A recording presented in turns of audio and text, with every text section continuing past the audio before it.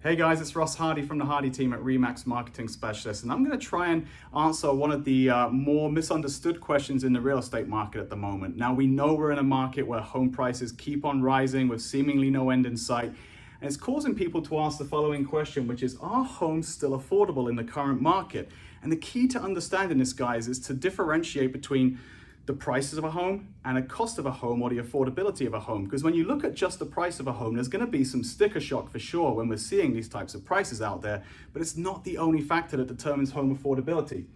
So for example, home prices have gone up 240% since 1989, a mind-blowing statistic, but hang on, because they've also gone up 56% since 2013, and those figures are from March of this year, so it's likely to be even more than that.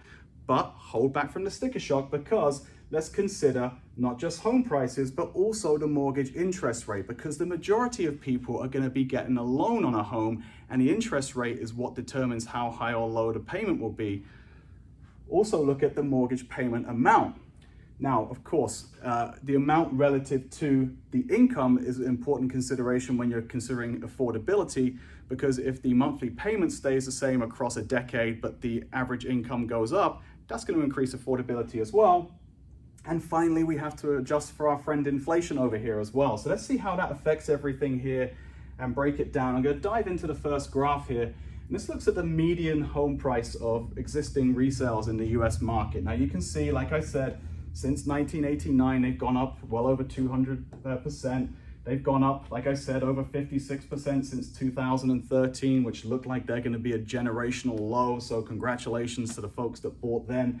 But like I said, don't get blown away by this statistic. This is not the only one to consider, because when we look at interest rates over the same period, they were up over 10% in 1989, and they're now down at almost historic lows. They have risen a little bit since this statistic again back in March, but they're back down at less than 1/3 of the level of 1989. So what does that mean for the average mortgage payment? Well, the average monthly mortgage payment again peaked in 2005, no surprise there, bottomed out in 2013. You can spot a common trend coming here, and look to have risen pretty much on a steady cycle ever since. But don't forget, guys, we need to account for inflation. So when we look at the inflation adjusted amount, because $1,000 today is not the same as $1,000 was in 1989, that we can see, in fact, the average inflated mortgage payment is about 30% lower than 1989. That would suggest, right, that homes are more affordable.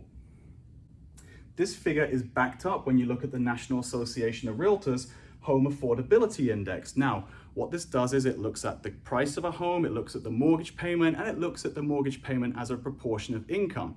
A score of 100 would indicate that an average family can afford an average priced home. Anything above 100 indicates increased affordability.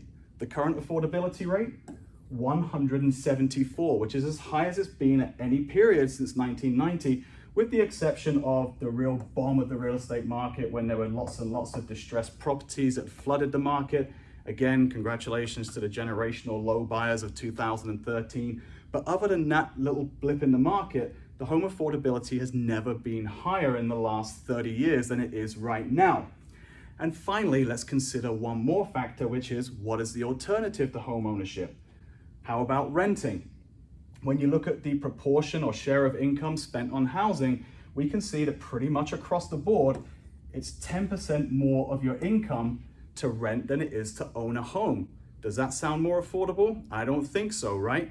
And then finally, guys, the last factor is that over the course of time, the types of homes that people have been building or buying are significantly different. For example, 40, 50 years ago, about 45% of homes did not have central AC or AC of any type. That number is about 4% now. Similarly, homes with more bathrooms, more bedrooms are being built. They're larger in size. They are better quality of construction. They have more creature comfort. So home affordability has not only increased, but the type of home that people are living in is getting significantly better along the way. So guys, hopefully that shows you how homes are certainly still affordable in this market. And again, I want to hammer home this point one more time, because I think this is the myth out here at the moment, that homes are not affordable because the way the prices are. This is a great time still, guys, for buyers. If you're prepared to make strong offers in this market, you can be into your dream home. Prices are likely to continue to rise. Interest rates are almost certain to rise. Home affordability is likely to drop off as we move forward here. There's probably not going to be a better time than now for the significant future to get into your home. So home affordability is great, guys. It's almost at an all-time high according to National Association of Realtors. So don't be put off by the sticker price of the properties. Take all of the factors into consideration when considering home affordability. Guys, thank you always for watching these videos. I love doing them. I love hearing your guys' feedback and comments. Feel free to comment below and let me know if you want me to cover any other topics. I'm Ross Hardy. Enjoy your weekend.